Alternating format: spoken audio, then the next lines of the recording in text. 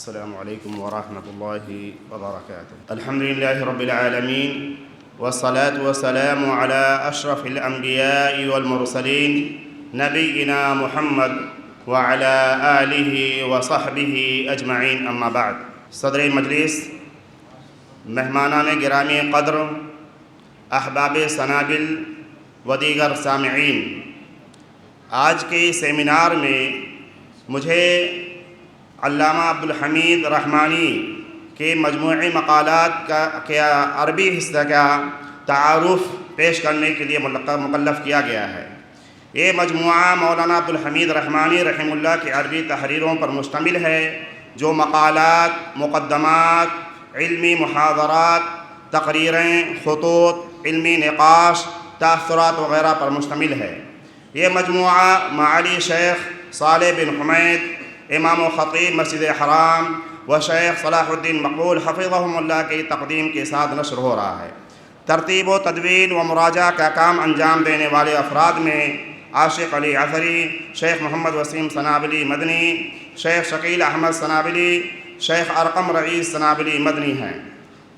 اس کتاب کے آغاز میں شیخ کی پوری حیات مستعار پر محیط ایک مختصر مگر نہایت جامع مقالہ شامل ہے، جسے استاد گرامی عاشق علی اثری نے اردو میں قلم بند کیا تھا، جس کی تعریف کا فریضہ ڈاکٹر سعید احمد حیات اللہ نے بڑی محنت اور اہتمام کے ساتھ انجام دیا ہے۔ اس میں شیخ کی ہمہ جہت شخصیت، علمی خدمات، دعوتی مساعی اور ان کے نمایاں کارناموں کو نہایت واضح، خوبصورت اور مؤثر انداز میں پیش کیا گیا ہے۔ اس کے بعد مقالات کا اصل سلسلہ شروع ہوتا ہے۔ اس میں درج ذیل مقالات شامل ہیں۔ پہلا مقالہ علامہ نواب صدیق حسن خاں قنوجی رحمہ اللہ۔ اس مقالے میں علامہ نواب صدیق حسن خاں رحمہ اللہ کے سوانح حیات، علمی مقام، دعوتی خدمات اور اصلاحی جہود کو نہایت خوبصورتی سے اجاگر کیا گیا ہے۔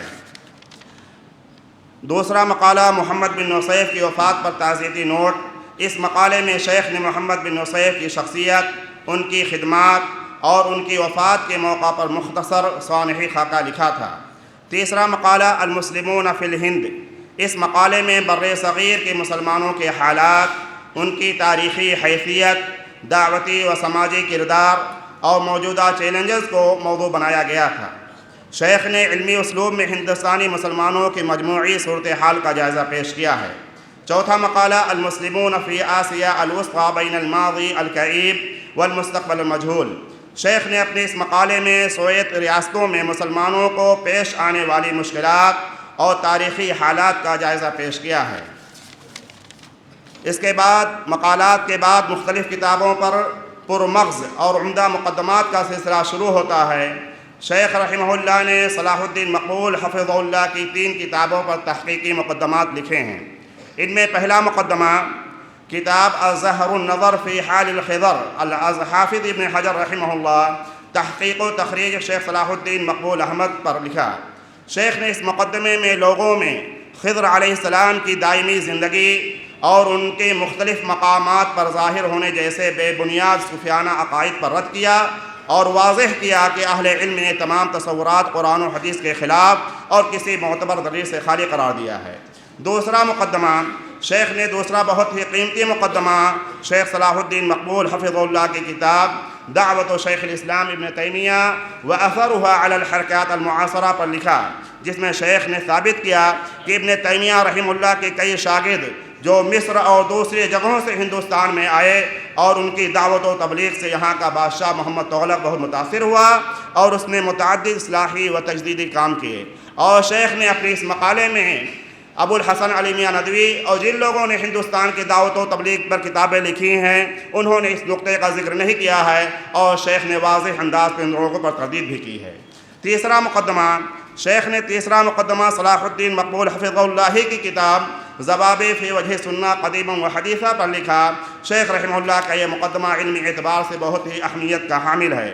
شیخ نے اس میں سنت کی اہمیت اور منکرین سنت پر رد اور جن علماء نے سنت کا دفاع کیا ان کا سرسری طور پر جائزہ لیا ہے۔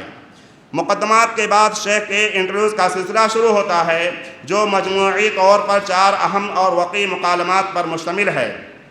ان میں پہلا انٹرویو شیخ نے مجلۃ البحوث الاسلامیہ ریاض کے مدیر محمد الشعیر کو دیا۔ اس نشست میں شیخ نے مرکز ابوالکلام آزاد کے قیام کے پس منظر، اس کے بنیادی اہداف و مقاصد اور اس وقت تک حاصل ہونے والے نمایاں علمی دعوتی کامیابی کو نہایت وضاحت اور جامعیت کے ساتھ بیان کیا ہے۔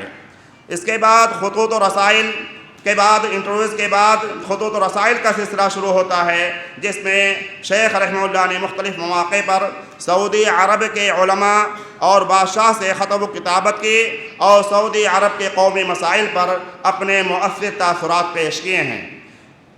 عرب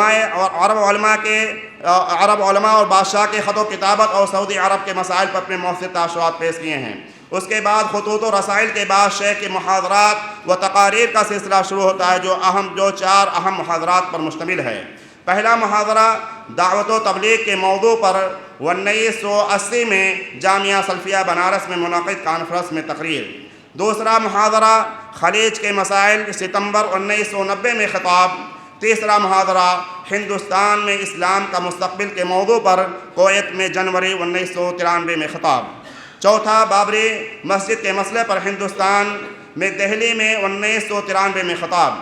آخر میں دعا گو ہوں کہ مولا رحمانی رحمہ اللہ کی گراں قدر خدمات کو قبول فرمائے اور اس علمی مجموعے کو ان کے لیے ذخیر آخرت بنائے۔ رب العالمین مولانا پر اپنی رحمت نازل فرمائے اور جنت الفردوس میں بلند و برتر مقام عطا فرمائے۔ وصلی اللہ علی نبینا محمد وعلی آلہ وصحبہ اجمعین۔ السلام علیکم ورحمۃ اللہ۔